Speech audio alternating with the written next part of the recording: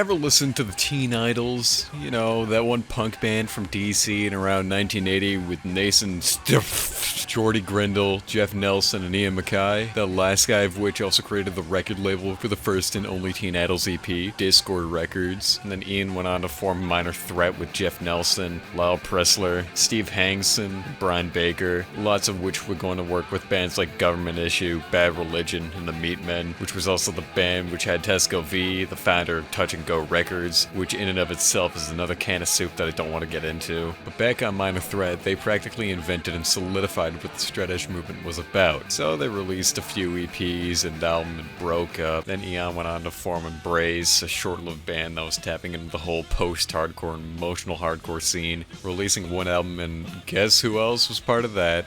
Rites of Spring, who also invented the fucking thing, but we'll get to that later. And while both Embrace and Rites of Spring broke up to effectively merge into one with One Last Wish, Ian did other shit like Egg Hunt with his buddy Jeff Nelson, which is, yet again, an early sight into post-hardcore. He also did Pailhead with Al Jurgensen of Ministry, which is an early endeavor of industrial rock, which is literally why Ministry as a whole went away from that synth-pop shit to industrial rock and metal with Land of Rape and Honey. The timeline is long and confusing.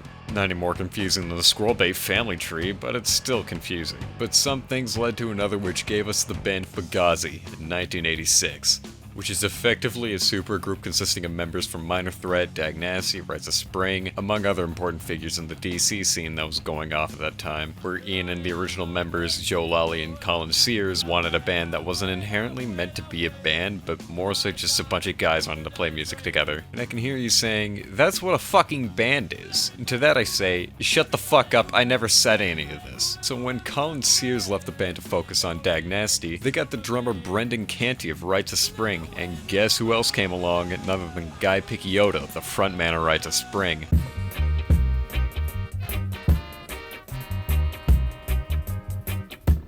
Who would hang around with Fugazi during rehearsals, and he wanted to join the band, but there was no place for him until they realized they could use him as a fucking punk rock hype man. And they finally released the Fugazi self-titled in 1988, which most people know as the EP with the song Waiting Room. With this EP, Fugazi already solidified themselves as the post-hardcore masterclass, being a mix of punk, ska, reggae, among many others. Lots of people consider this to be the best record Fugazi would release. But I think that's fucking insane, even though this is kind of the band where nobody can decide on what the best record is. But despite that, I still think it's a phenomenal EP.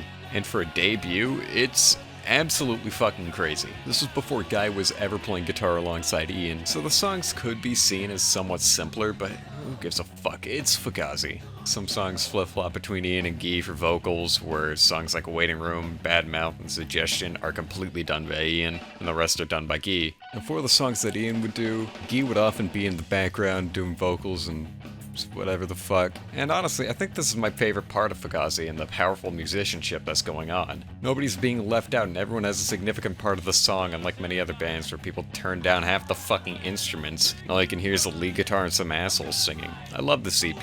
Sure, it's not my favorite, but it's still phenomenal, and it would show where Fugazi would be going in the future with songs like the classic Waiting Room, Bad Mouth, Give Me the Cure, and Suggestion, among for the rest of the songs being absolutely masterful punk songs and redefining what post-hardcore would be in the future. A year later, they would release the Margin Walker EP, featuring what some might say is the exact same fucking thing with a different producer, which, yeah, this is fucking Fugazi, not the Melvins. But this EP is still great. Everything that made the self-titled EP great is here. Some might say Margin Walker is a little bit noisier, and while I wouldn't personally call it noise rock in the slightest, you can tell there's some certain influence here. Songs like Margin Walker and The Same and Lockdown are some of my favorite Fugazi tracks to ever grace this earth, and the rest here is utterly superb as usual. The self-titled and Margin Walker would commonly be packaged together as 13 songs, which I think is the best Fugazi album for people who don't know anything about the band. So if you haven't listened to any Fugazi, I'd suggest you click off this video and turn on 13 songs, and then come back and give the video a thumbs down. They also did the 3-song EP in the same year with as you could guess, 28 songs. That's also a lie, but the EP was originally released on Sub Pop as part of their Singles Club. Discord would also release the EP for a wider release a while after Sub Pop were doing their thing. The EP isn't anything different from the other EPs, but holy shit, these are some of my favorite songs Fugazi would do. While song number 1 felt mostly like a song that could have been ripped right off the other EPs, Joe 1 is an instrumental featuring a bigger focus on bass and piano, which I thought was pretty cool. And then there's Breakin', which might be one of my favorite songs, period, being one of the more fast-paced songs Fugazi would do. I don't really know why this song stood out to me so much.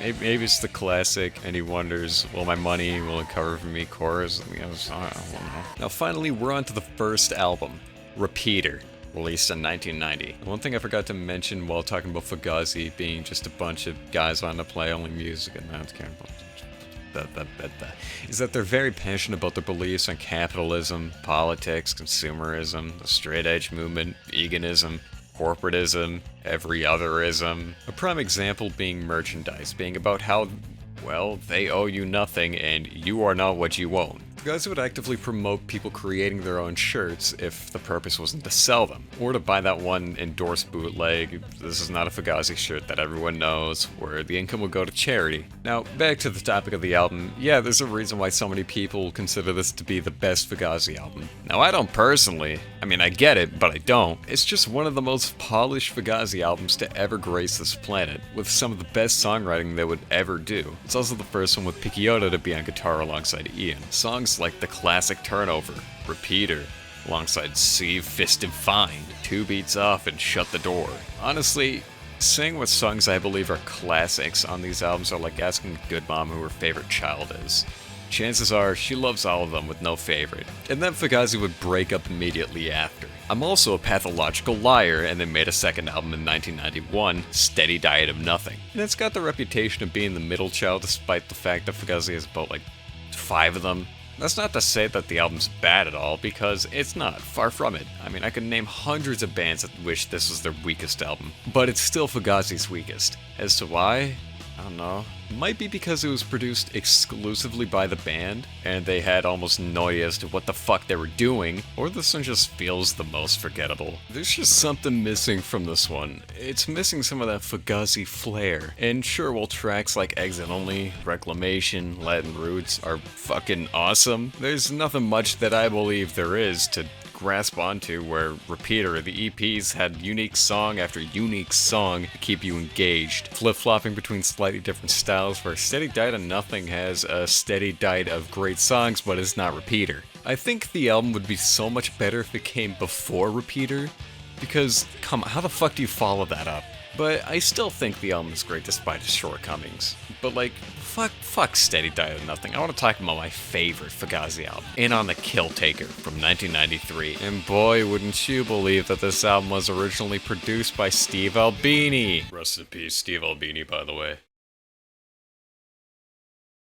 That moment of silence was for us to remember all the great contributions he gave to the music world. Yeah, okay, so originally the band wanted to make an EP with the name In on the Kill Taker, and they went to Steve Albini to record it, and while it doesn't sound inherently bad, it doesn't sound great for a band like Fugazi. Sure, it might have been a rough draft of the mixes, but it still doesn't sound right for the band. So when the band came to the unfortunate conclusion of, holy shit, this sounds awful, they just redid the entire EP in DC with producer Ted Nicely, which I believe was the much better choice. This album was sort of Fugazi's breakthrough album, being the first Fugazi album to reach the Billboard charts, thanks to some assholes from Seattle making alternative rock popular. In on the Kill Taker is what I believe to be the Fugazi album. It's got everything that I personally like to look for in a band like Fugazi, whether it be the great songwriting, being memorable, the musicianship, public witness program. The album just meshes so well with itself, where each song I found perfectly goes into the next. And maybe that's because I've got the entire fucking album smashed into my head from listening to it 1,000 times. But like, if you want someone to talk about the favorite album being the Repeater or Argument, then you're both on the wrong channel and making me frown. The album just feels the most polished so far. It feels so tight, and there's consistently tracks like fuck! And there's consistently tracks like Smallpox Champion, Rend It, Cassavetes, great comp, and honestly, if there's one Fugazi album I'd recommend you listen to right now, it would be this one. And then in 1995, they released Red Medicine, where I find it's where they start to go away from the whole, yeah, let's be post-hardcore thing into a more, yeah, let's be post-hardcore, but like way more artsy thing. And well, I mean, it still feels a lot like earlier Fugazi, but you can definitely notice that they were going in a more artsy direction. And I mean, like, hey, I'm all in for it. And sure, I might be crazy as fuck with that statement, but some people believe that the band would only get better from this point onwards, so maybe I'm just a different kind of crazy. But also there's Version, which is some fucked up dub shit, so that I don't even really know how to explain. I also want to take a second to truly appreciate the mixing of this album, as it just sounds so well defined and everything works well together. Unlike the last time where Fugazi tried self-producing their own album and didn't know what the hell they were doing, they actually got their shit down on this album and did such a great job. And the album just sounds truly incredible. Seriously, listen to tracks like Bed for the Scraping, Version, Target, Combination Lock, and fuck it, the rest of the album, because they all sound unlike anything else in terms of how good they sound. Sure, Do You Like Me opens up with a minute of what sounds like your band's shitty demo tape from the 80s, but the rest is truly incredible. There isn't much else to say about this album. I mean, then again, there's barely anything I can really think of to say about Fugazi at all other than what's already been said, but this is where my caveman brain starts to be unable to think of anything meaningful to write. So like, let's forget their whole Red Medicine album now. Let's talk about their next album, Rend It from 1998, and like I've always found it just to be Red Medicine, but slightly less memorable. Like, yeah, I remember songs like Place Position, Closed Caption, and Break, but the rest is where my memory starts to get hazy. Like, don't get me wrong, I love this album, but it suffers a lot in the same areas that Steady Diet and Nothing did. I love the fact that they lean more into the artsy side here, which especially shows in songs like the aforementioned Break and Closed Caption. But it doesn't help that this album feels like Steady Diet and Nothing and Red Medicine had an inbred child with Repeater's snare. Great snare, by the way. Now, while I don't see it as the best album they would do, I still see it as a great album. There's still some great songs, but it's just missing some of that mesmerizing, memorable oomph that was present on albums like Red Medicine and on The Kill Taker. I would still highly recommend anyone listen to this album, but I believe that their other albums are better, although I might be a crazed lunatic for saying that. In 1999, Fugazi released the soundtrack to Instrument, you know, that one documentary about Fugazi that I still haven't finished because I'm too busy watching Ross's Game Dungeon while eating moldy loaves of bread. Yeah, they released the soundtrack to it, and while I don't personally consider a real Fugazi album, I do think lots of people would get pretty mad if I don't mention it here, which is why I'm not talking about it any further since you guys fucking stink like poo-poo and pee-pee. Majority of it is demos and alternate versions of songs from end hits anyways, and also that one song that everyone and their grandmother knows. I'm so tired. So let's just skip around a little bit, hope nobody cares, and talk about the Furniture EP, which released in 2001. Yeah, it's cool. Furniture and Hello Morning were originally written in the 80s, but were never fully recorded and released until now. And number 5 is a portion of the song Turkish Disco, which came from the Instrument soundtrack. And like, these songs are great. It's a 3-song EP where I don't think anyone cares at all. And everyone just wants me to talk about The Argument, which came out the same year and is widely considered their best album. And for good reason, this album fucking rules. If you thought that Red Medicine and End Hits were pretty artsy, get a load of this shit. Cash It is probably one of the best songs Fugazi would ever write. Full disclosure has Guy just yelling for the first minute and then following up with one of the best choruses I've ever heard these guys do. Then there's Epic Problem, being a song that they for some reason couldn't put onto an album for multiple years until now for some reason, and it lives up to the name for a good reason. Each one of these songs are what I believe to be some of the best these guys would ever do. And sure, while my heart still belongs to In on the Kill Taker, dude, The Argument is by far the best album Fugazi would ever do. There's a difference between opinion and fact, and The Argument is objectively the best Fugazi album, and I could not give less of a shit on what you're saying right now. Fugazi are a hard band to talk about. For one, they never really did much of anything outstanding musically other than being great musicians at their core, and also everything just speaks for itself. When Fugazi were offered millions in cash presented to them by major labels, they wouldn't budge. They would always stick to their dingy DIY label. It's got fucking cobwebs on it and shit, and remain as one of the most punk bands to ever grace this earth. These weren't just some random dudes that met in high school. They were all important pieces to the punk scene. whether it being inventing several different movements and genres or redefining them. The band would go on hiatus in 2003 so the members could focus on their personal lives instead, but rather than never talking to each other again like most other breakups, the band would still play together just because they wanted to. In 2014, they would release the first demo from 1988, which included 11 songs from their EPs, Repeater, and having an original recording of Furniture, which was only re-recorded and released in 2001. You can still find countless Fugazi live shows in great quality too on the Discord website, including some of the first Fugazi shows ever. And while the band may not be truly active anymore, the band will still live on in culture in everyone's hearts. And if there's one thing you should take away from this video, that you should never start a YouTube channel.